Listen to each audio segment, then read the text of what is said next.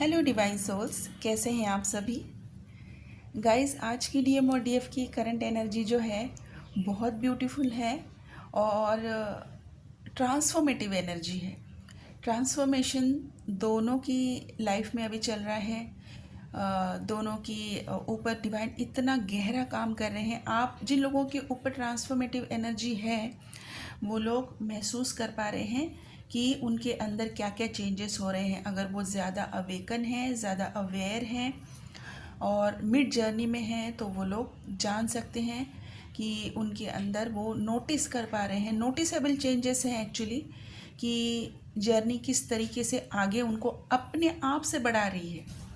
Because अभी उन्होंने surrender किया है, बिकॉज़ उन्होंने चेंज को एक्सेप्ट किया है, जर्नी को एक्सेप्ट किया है। और बहुत इम्पॉर्टेंट चीज़ है कि ये जर्नी ट्रांसफॉर्मेशन मांगती है, इस चीज़ को इन लोगों ने एक्सेप्ट किया है। ओके, सो चेंजेस दोनों जगह पर हैं। बहुत सारे लोग हैं जो जर्नी में बिलीव ही नहीं करते। ये सारी चीज़ें झूठ होती है, ऐसा कुछ होता नहीं है। सारे क्वेश्चंस का जवाब पहले चाहिए जर्नी में आगे बढ़ने से पहले, कि क्या हमारा रियूनियन होगा कि नहीं होगा, क्या असल में ट्विन फ्लेम्स की शादी होती भी है या नहीं, क्या वो फाइनली मिलते भी हैं या नहीं। बहुत बहुत बहुत सारे क्वेश्चंस और उतनी ही कन्फ्यूजन। इतनी सारे सवालों का जवाब अगर डिवाइन को आपको पहले ही देना है तो वो आपका ट्रांसफॉर्मेशन क्यों मांगेंगे। आपको जर्नी अनबिलीवेबल चीज़ों में सरेंडर करने के लिए कह रही है, अपने आप में और डिवाइन में भरोसा करके आगे बढ़ने के लिए कह रही है। तब भी आप इतने सारे कन्फ्यूजन के साथ जब डिवाइन के सामने खड़े हो जाते हैं कि नहीं, पहले मुझे आंसर चाहिए, तभी मैं अपनी लाइफ में कोई ट्रांसफॉर्मेशन लेकर आना चाहूँगी या मैं अपने ऊपर काम करना चाहूँगा। तब डिवाइन सोचते हैं कि इन्हें और थोड़ी सी लर्निंग की ज़रूरत है। और फिर आपकी जर्नी आपको स्टक लगने लगती है, फिर आपकी लाइफ की प्रॉब्लम्स आपको बड़ी लगने लगती है, जो कि आप खुद अपने माइंड के कन्फ्यूजन में उलझते उलझते उस चीज़ों में अपनी सारी एनर्जी डाल देते हैं और अननेसेसरीली जो नहीं वो चीज़ें मैनिफेस्ट करने लगते हैं। राइट, अभी यहाँ पर बहुत इम्पॉर्टेंट चीज़ है कि एक्चुअल चीज़ें क्या हो रही है ये समझने की। ठीक है, अभी ये जो टाइम है वो सोलर एनर्जी ज़्यादा हमारी तरफ आने का टाइम है। अर्थ के ऊपर ज़्यादा सोलर एनर्जी आ रही है। जैसे मैंने मेरे मकर संक्रांति के वीडियो में भी बताया था कि सोलर एनर्जी अभी ज़्यादा अर्थ की तरफ आ रही है। और ये जो हर कोई भी चीज़ हमारी लाइफ में जब ज़्यादा होती है ना, तब उसको डाइजेस्ट कर पाना, उसके साथ एडजस्ट कर पाना शुरू शुरू में थोड़ा सा मुश्किल होता है। तो जैसे जैसे आपके अंदर सोलर एनर्जी का अभी एक्टिवेशन चल रहा है, आपकी लाइट बॉडी ज़्यादा एक्टिवेट हो रही है। ओके, आपकी लाइट बॉडी में ये ज़्यादा एक्टिवेशन हो रहा है। और जो इलेक्ट्रोमैग्नेटिक फील्ड है मदर अर्थ की, वो ज़्यादा एक्टिव होने के कारण बहुत सारी फेमिनाइज जो है वो उनकी नींद आ रही है। बिकॉज ऊपर से सोलर एनर्जी जो डायरेक्टली क्राउन चक्र पे हिट कर रही है, और इलेक्ट्रोमैग्नेटिक फील्ड जो है वो उनके सारे चक्रास को, उनकी उनकी जो पावर है उनके अंदर वो पावर रिस्टोर करने के लिए ओपन किए जा रही है। और इन्हीं सारी चीज़ों में जो पुल है वो आपकी बॉडी बर्दाश्त नहीं कर पा रही है और आपको ज़्यादा नींद आ रही है। बहुत सारे लोगों को अभी यहाँ पर हार्ट में पेन, रेस्टलेसनेस, बॉडी में थकान महसूस होना, कुछ लोगों को कफ, कोल्ड, फीवर भी हो सकता है। कुछ लोगों को अननेसेसरी हेडेक है, मतलब कि सारी चीज़ें आपकी बॉडी में सही है। बहुत सारे लोगों को ये सारे सिम्टम होना ज़रूरी नहीं है, कोई एक सिम्टम भी हो सकता है कि आपका सिर्फ बेवजह सर दर्द कर रहा है। कोई भी ऐसी वजह नहीं, आपकी नींद अच्छी हुई है, आपकी रेगुलर रूटीन अच्छी है, अभी आपको अपनी रूटीन भी, नई रूटीन भी अभी आपको सूट कर गई है, लेकिन सर दर्द अभी कायम है। चाहे उस दिन हो या रात हो, वो सर दर्द चाहे आप कुछ कर लो वो जा ही नहीं रहा। आप मेडिटेशन कर रहे हो, आप अच्छे से सो रहे हो, आपने मेडिसिन भी ले ली है, सर दर्द नहीं जा रहा। रेस्टलेसनेस आपको अननेसेसरी लग रहा है, जबकि आपकी लाइफ अभी अच्छी मतलब काफ़ी हद तक बैलेंस है, फिर भी आप रेस्टलेस हो। कौन सी आपको चीज़ डिस्टर्ब कर रही है वो आपको समझ में नहीं आ रहा है, लेकिन कोई अननेसेसरी अननोइंग एक डिस्टर्बेंस है। तो आपकी लाइट बॉडी जो है वो भी एक्टिवेट कर रही है, नई ऊर्जा को अपने अंदर एब्जॉर्ब करने के लिए धीरे धीरे रेडी हो रही है। आपकी पूरी नर्वस सिस्टम इसमें लगी हुई है, और जैसे जैसे नर्वस सिस्टम आपकी रेगुलर होने लगेगी, ये सारी चीज़ें धीरे धीरे कम होने लगेंगी, आपको भी सारी चीज़ें नॉर्मल लगने लगेंगी। और आपकी बॉडी के ऊपर जो ये सोलर एनर्जी और इलेक्ट्रोमैग्नेटिक फील्ड का जो एक्टिवेशन है, ये बहुत आसानी से होने लगेगा। और आप जो अभी तक बहुत सारी फेमिनाइज जो ब्लोटेड फील कर रही थी, अभी धीरे धीरे वो ब्लोटिंग कम होने लगी है, या अगर नहीं हुई तो अभी होने लगेगी। जो विजन में उनको ब्लर दिख रहा था, अभी वो ब्लर विजन नहीं होगा। बहुत सारे लोगों का ईयर रिंगिंग अभी भी हो सकता है, क्योंकि डाउनलोड्स अभी भी आएंगे। आपकी जैसे जैसे लाइट बॉडी एक्टिवेट हो जाएगी, वैसे वैसे आपकी नर्वस सिस्टम ज़्यादा उसको रिस्पॉन्स जैसे जैसे करेगी, आपको डाउनलोड्स आना स्टार्ट हो जाएगा, क्योंकि इलेक्ट्रोमैग्नेटिक फील्ड भी एक्टिवेट है। और इलेक्ट्रोमैग्नेटिक फील्ड जब एक्टिवेट होती है तब आपको डाउनलोड्स ज़्यादा आते हैं, तब आपको विजन्स ज़्यादा आते हैं, तब आपको एक अलग स्पीच मिलता है, जिसे हम लाइट लैंग्वेज कहते हैं। जैसे मैं लाइट लैंग्वेज बोल सकती हूँ, मैं लाइट लैंग्वेज में हीलिंग करती हूँ, मुझे विजन्स आते हैं, मुझे डाउनलोड्स रिसीव होते हैं। ये अभी हर एक की जो साइकिक एबिलिटीज़ है उसके ऊपर डिपेंड करता है कि आप में अभी क्या डेवलप हो रहा है। या तो वो पहले का ही है जो अभी आपको दिखाया जा रहा है, या तो अभी आप उसको रिसीव कर रहे हो। आपकी बॉडी में वो डेवलप होता जा रहा है, आपको वो गिफ्ट मिला है, और अभी आपकी बॉडी उसके लिए रेडी की जा रही है, और उसके छोटे मोटे ट्रायल्स अभी आपके सामने आएंगे। आप छोटी छोटी चीज़ों में उसकी पहचान कर पाओगे। ठीक है, जैसे कि अगर लाइट लैंग्वेज है तो आपके अंदर कोई अजीब सा वर्ड आपके कानों में बार बार घूमता हुआ आपको सुनाई देगा, या फिर आपकी टंग ट्विस्ट हो जाएगी बात करते हुए, और कोई अजीब सी एक वर्ड आपके मुंह से निकल सकती है। और अगर आपको विजन्स आ रहे हैं तो आपको आंखें बंद करने की भी ज़रूरत नहीं है, आपको खुली आंखों में कोई चीज़ें किसी के सामने दिख सकती है। आप कहीं पर बस स्टॉप कर खड़े हैं, अपनी कार में ड्राइव कर रहे हैं, अपने ऑफिस में काम कर रहे हैं, घर का कोई काम कर रहे हैं, अचानक से आप एकदम से एक अलग दुनिया में चले जाते हैं। 1-2 सेकंड के लिए, 30 सेकंड के लिए पूरी बॉडी आपकी फ्रीज़ हो जाती है और आपको वो विजन दिखता है। ये आपके साथ हो सकता है। ऐसी बहुत सारी चीज़ें हैं जो अभी बहुत सारे लोग विटनेस करेंगे, उनके साथ वो सारी चीज़ें होंगी, क्योंकि अभी ये वही चीज़ें हैं जो असेंशन का टाइम, मैंने कहा था कि डिवाइन फेमिनाइन की असेंशन का टाइम है, और वही ट्रांसफॉर्मेशन अभी आपके साथ होने वाला है। और वो सेम पेज पे अगर डिवाइन मास्कुलाइन चल रहे हैं तो डिवाइन मास्कुलाइन के अंदर जो ट्रांसफॉर्मेशन चल रहा है वो रिकॉग्निशन ऑफ द सोल है। उन्होंने उनके सोल को पहचान लिया है कि जो है उनकी डीएफ, और उनकी डीएफ की तरफ जाने के लिए उनके अंदर उन्हें क्या क्या चेंजेस करने हैं, अभी वो सारी चीज़ें वो सारी चेंजेस जो है वो नोट डाउन कर रहे हैं, और उस चेंज के लिए वो भी रेडी है, जिस तरीके से डिवाइन फेमिनाइन आगे बढ़ने के लिए रेडी है। हाँ, कुछ लोग हैं जो अभी भी कन्फ्यूजन में हैं, सच में जर्नी है होती भी है या नहीं, यूनियन होती भी है या नहीं, मैरिजेस है या नहीं, जैसे मैंने पहले कहा।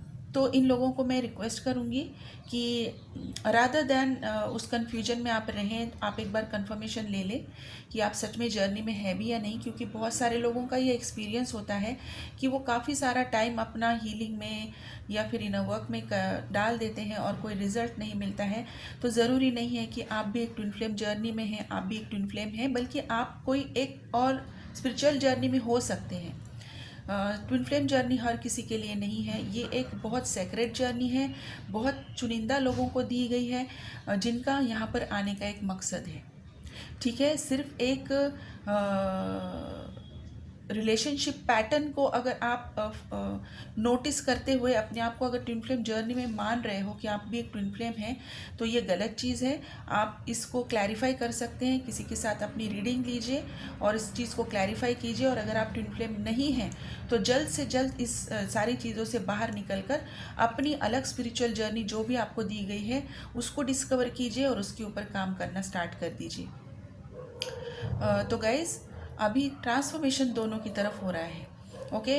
और ये जर्नी ट्रांसफॉर्मेशन की जर्नी है, स्पिरिचुअल अवेकनिंग की जर्नी है। जैसे जैसे आप इस जर्नी को पहचानते जाओगे, अपने अंदर की चीज़ों को पहचानते जाओगे, सरेंडर करते जाओगे, काम करते जाओगे, अपना इनवर्क करते जाओगे। ये जर्नी बहुत ईजी है, बहुत बहुत बहुत ईजी है, बहुत ब्यूटीफुल सी, बहुत प्यारी सी जर्नी है।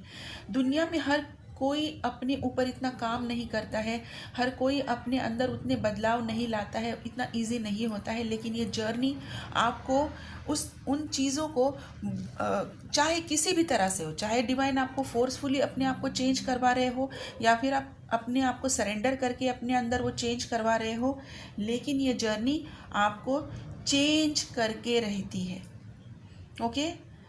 तो इतना बड़ा ट्रांसफॉर्मेशन है जो दुनिया में कोई इंसान आपके साथ नहीं करवा सकता है, वो आपके ट्विन आपके साथ करवाते हैं, ओके। गाइस, कल की मेरी वीडियो में बहुत सारी कमेंट्स आए हैं और एक बहुत प्यारा सा कमेंट है किसी ने किया है, जिन्होंने जर्नी को बहुत ब्यूटीफुली एक्सप्लेन किया है। माँ सती की एग्ज़ाम्पल दे के उन्होंने जर्नी को एक्सप्लेन किया है। बिल्कुल सही। इन्होंने जो भी ये पर्सन है, lots of gratitude to you dear, कि आपने मेरी वीडियो के नीचे कमेंट करके मुझे हेल्प की है, कि लोगों को भी समझाने की कोशिश की है।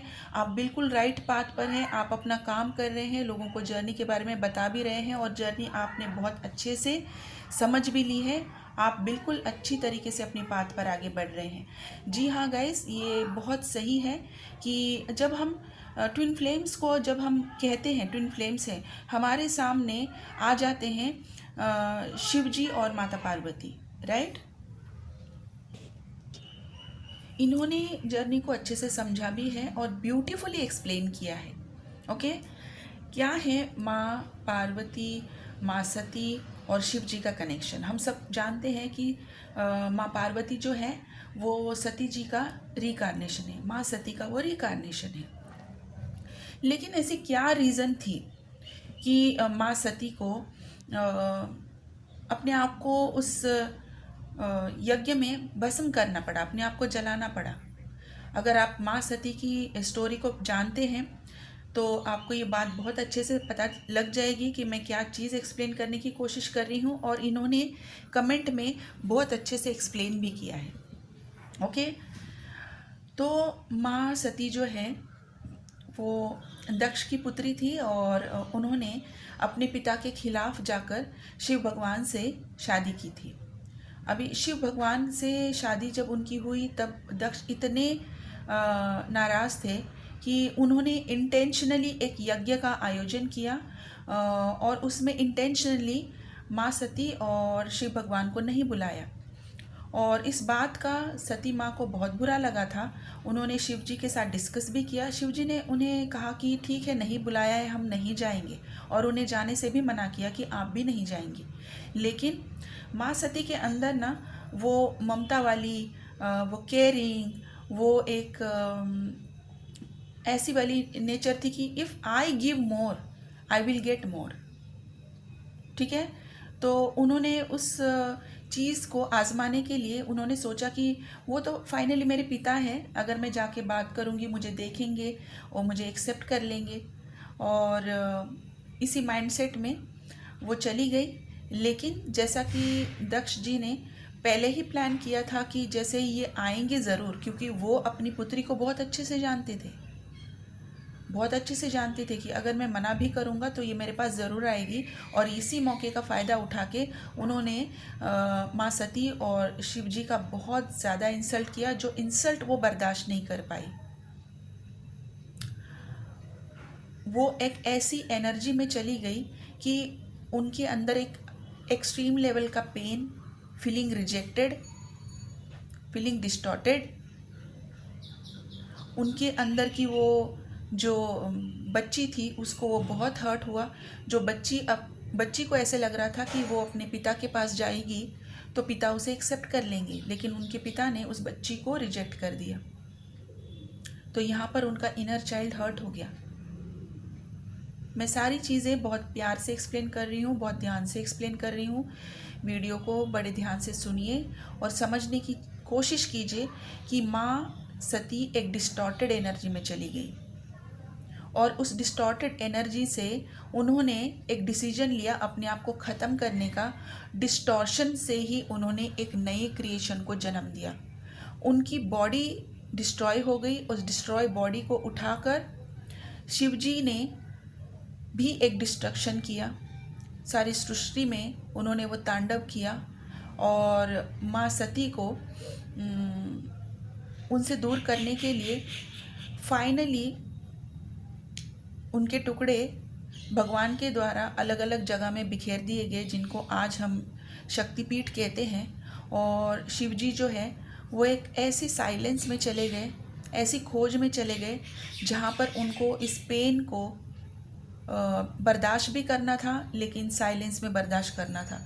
लेकिन उनके अंदर वो प्यार अभी भी जागृत था और उस प्यार को जागृत रखते हुए वो अपने ऊपर, अपने अंदर काम करते गए और ज़्यादा से ज़्यादा सृष्टि की रचना के बारे में सोचते गए।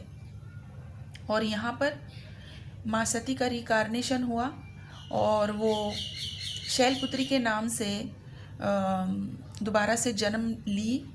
और दोबारा से जब वो शिवजी के पास गई, शिवजी ने उन्हें पहचान लिया, लेकिन शिवजी नहीं चाहते थे कि इस बार भी उनके अंदर की वो डिस्टॉर्टेड एनर्जी उनको दोबारा से सेपरेशन में लाए।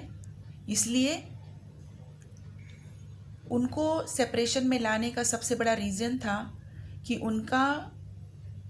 उनके पिता के द्वारा रिजेक्शन। तो इस बार उनको ये सारी चीज़ें दोबारा से फेस ना करनी पड़े और वो हमेशा एक होकर रहें। इसलिए उनको इस जन्म में और स्ट्रांग बनाने के लिए शिव जी ने उन्हें रिजेक्ट कर दिया कि इस बार तुम अपने अंदर से सारी डिस्टॉर्टेड एनर्जी जब तक नहीं निकालती तब तक हमारा मिलन नहीं हो पाएगा। और उनके रिजेक्शन ने इस बार माँ पार्वती ने ऐसा कोई कदम नहीं उठाया, बल्कि इस बार उन्होंने सरेंडर किया और अपने ट्रांसफॉर्मेशन को अलाउ किया। और वो उन्होंने ऐसी तपस्या की कि अपने अंदर का वो सारा चीज़ निकाल दिया। और तब शिवजी को एनर्जेटिकली वो चीज़ें पता चली कि नाउ शी इज़ रेडी, और वो आए। और जब वो आए तब उनका मिलन हुआ और उन लोगों का मिलन परमानेंट यूनियन था। और उन दोनों ने मिलकर फिर बाद में सृष्टि की रचना की, जिसे हम आज ट्विन फ्लेम जर्नी में परमानेंट यूनियन कहते हैं। और बाद में हमें हमारा पर्पस भी करना है, हमें हमारी ह्यूमैनिटी को सर्व भी करना है, ह्यूमैनिटी को सर्व करना है। तो गाइस, यही है ट्विन फ्लेम जर्नी। शिव भगवान, शिव बाबा और माँ पार्वती ने हमें बहुत अच्छे से समझाया है। हम क्यों नहीं समझते हैं कि डिस्ट्रक्शन से ही क्रिएशन की शुरुआत होती है। आप जब तक अपने अंदर की वो सारी एनर्जी का डिकंस्ट्रक्शन नहीं करते हैं, उसको नहीं छोड़ते हैं, जब तक आप अपने अंदर वो नई क्रिएशन नहीं करते हैं, तब तक आपका रियूनियन नहीं होगा। और इसी को इनर यूनियन कहते हैं। इनर यूनियन जब तक आपका नहीं होता है, जब तक आप अपने अंदर वो ट्रांसफॉर्मेशन नहीं लेकर आते हैं, अपनी ओल्ड सेल्फ को छोड़कर अपनी नई न्यू सेल्फ को नहीं अपनाते हैं, उस तक जाने के लिए अपने ऊपर काम नहीं करते हैं, एफर्ट नहीं करते हैं, आपका इनर यूनियन नहीं होगा। और इनर यूनियन नहीं होगा तब आपका आउटर यूनियन भी नहीं होगा। तब आप चाहे कितना भी कुछ कह ले कि हमने इतना किया उतना किया, लेकिन आपने क्या किया है वो आउटर वर्ल्ड में दिखाने के लिए अगर किया है तो that is not your inner work, you are on the wrong path. Okay, तो जर्नी को समझिए। बहुत ब्यूटीफुली इस जर्नी को समझाने की इन्होंने कमेंट में भी कोशिश की है, मैंने उसको और ज़्यादा इलेबरेट करने की कोशिश की है। इससे ज़्यादा इन्फॉर्मेशन आप गूगल से भी ले सकते हैं और कहीं से भी इन्फॉर्मेशन लीजिए, लेकिन जर्नी को समझिए। आपके सामने ऑलरेडी अगर आप ट्विन फ्लेम हैं और अगर आप शिव बाबा और माँ पार्वती को अपने माता पिता समझते हैं, तो आपके माता पिता ने आपके सामने जर्नी का एक बहुत अच्छा एग्जाम्पल रखा है। कम से कम उस पाथ पे चलने की कोशिश कीजिए, कहीं से तो स्टार्ट कीजिए और जर्नी आपकी स्टार्ट हो जाएगी। आपके माँ बाबा आपको गाइड करने के लिए बिल्कुल रेडी है, वो खुद आपको गाइड करेंगे।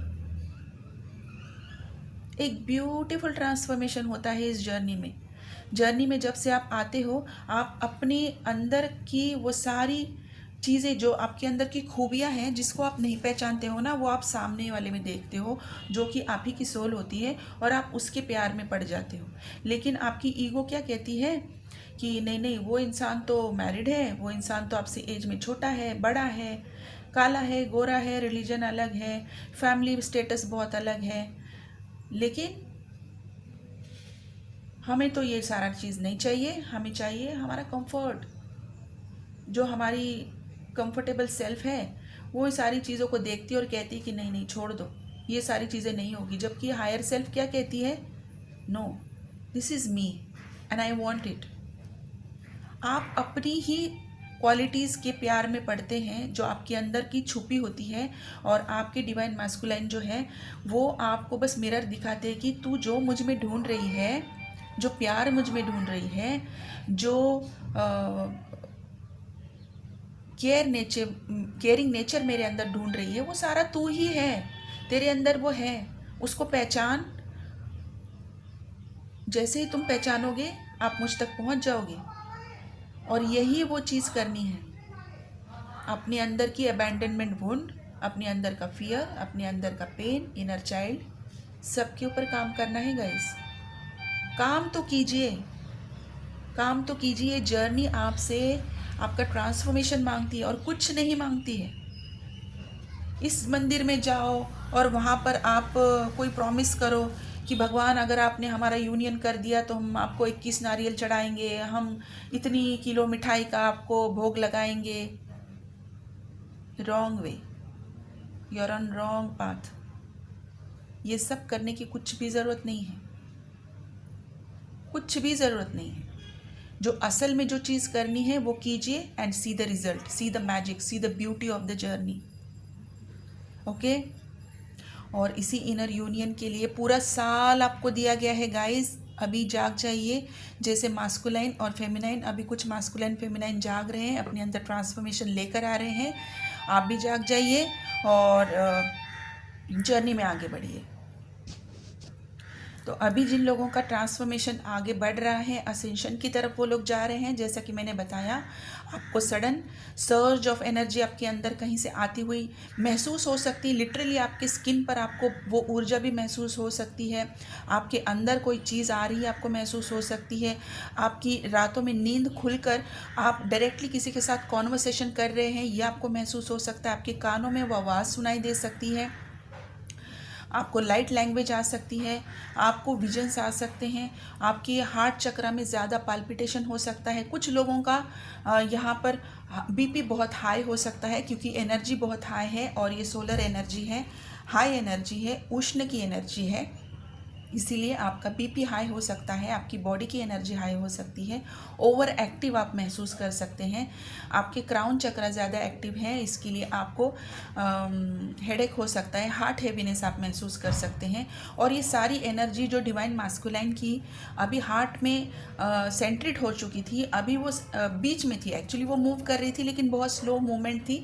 अभी वो थ्रोट पर अभी आ रही है, और थ्रोट पर आने के बाद अभी बहुत सारे लोगों का कम्युनिकेशन ओपन हो चुका है।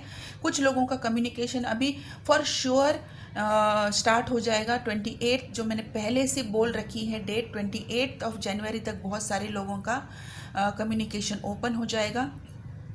डिवाइन मास्कुलिन की तरफ से आपको बहुत सारे साइंस मिलने स्टार्ट हो जाएंगे। इसका मतलब ये नहीं है कि आपको जाकर बार बार उनका प्रोफाइल देखना है।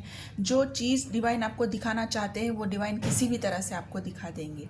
ठीक है गाइस, तो यकीन मानिए अपने ऊपर काम करना है, बस अपने ऊपर, अपना एसेंशन के ऊपर ध्यान देना है, स्पिरिचुअल अवेकनिंग की तरफ ध्यान देना है। स्पिरिचुअल अवेकनिंग की ही ये जर्नी है।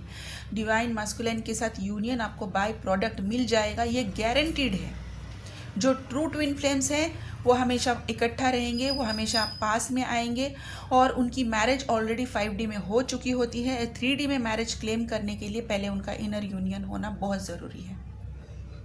ठीक है, तो अपनी इनर यूनियन की जर्नी में आगे बढ़ने के लिए आपको अपने ऊपर जो भी काम करना है वो काम आप करना स्टार्ट कर दीजिए। अपनी सही स्टेज पहचान कर उसका सही फ्रेम किया हुआ इनर वर्क आपको करना है। अपनी अवेकनिंग की तरफ आपको बहुत क्लोज हो जाना है, बहुत ध्यान से सारी चीज़ें नोट डाउन करनी है। जैसे कि अभी असेंशन जिनका हो रहा है उनकी बॉडी में अभी क्या कहते हैं ना, वाइब्रेशंस बहुत ज़्यादा है, खड़े रहने में दिक्कत हो सकती है बहुत सारे लोगों को,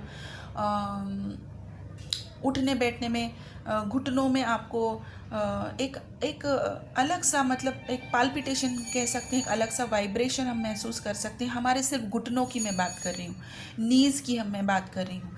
ठीक है, क्योंकि जो एनर्जी है, जो इलेक्ट्रोमैग्नेटिक फील्ड है वो इतनी सर्ज से ऊपर की तरफ बढ़ रही है और जो हमारे नीज़ होते हैं वो डिवाइन मास्कुलाइन की थॉट को बहुत जल्दी कैच कर लेते हैं। ठीक है, और जैसे जैसे उनके अंदर वो चेंजेस हो रहे हैं, हमारे पैरों से होते हुए वाइब्रेशन ऊपर जा रही है और बहुत जल्दी वो कैच हो रही है हमारी नीज़ में। ओके, तो गाइस यही थी आज की डीएम और डीएफ की करंट एनर्जी। अपना इनर वर्क बहुत ध्यान से कीजिए, अपने साइन एंड सिम्टम्स को पहचानिए, जर्नी में आगे बढ़िए, मेडिटेशन पे ध्यान दीजिए। और अगर आप नहीं कुछ समझ रहे हैं, अपनी स्टेज नहीं पहचान रहे हैं, इनर वर्क आपको समझ में नहीं आ रही है, तो मेरा नंबर स्क्रीन पर है। यहाँ से आपको सिर्फ और सिर्फ मुझे व्हाट्सएप पे मैसेज करना है, मेरी तरफ से आपको रिप्लाई आ जाएगा। और बहुत जल्द हम एक वर्कशॉप भी लेंगे। आपको जर्नी के बारे में मैं एक ब्रीफ इंफॉर्मेशन दूंगी कि जर्नी किस तरीके से नेविगेट होती है। उसके बाद हम मास्टर क्लास में आप एंट्री ले सकते हैं, मास्टर क्लास में आप एनरोल हो सकते हैं 7 डेज़ के मास्टर क्लास में। और इसके अलावा आप ट्विन फ्लेम कोचिंग भी ले सकते हैं।